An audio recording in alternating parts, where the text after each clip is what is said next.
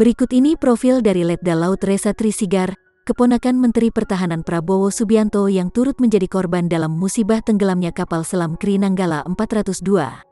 Status Ressa Trisigar sebagai keponakan Prabowo diungkap Prabowo melalui postingan di akun Instagramnya, Senin, tanggal 27 April tahun 2021.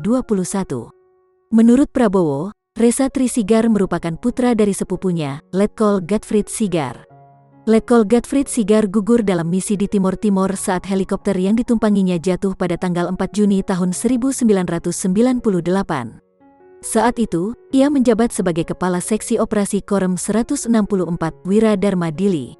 Mengikuti jejak sang ayah gugur dalam tugas, Letda Ressa Trisigar juga gugur sebagai satu dari 52 awak kapal Kri Nanggala yang tenggelam di perairan utara Bali pada Rabu, tanggal 21 April tahun 2021.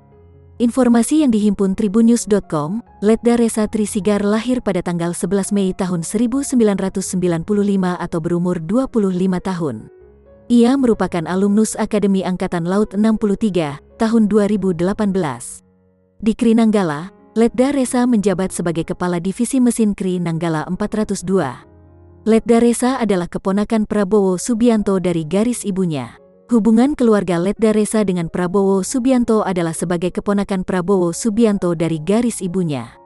Kakek Letda Ressa Sigar merupakan sepupu ibu Prabowo Subianto, Dora Sigar yang berasal dari Minahasa, Sulawesi Utara.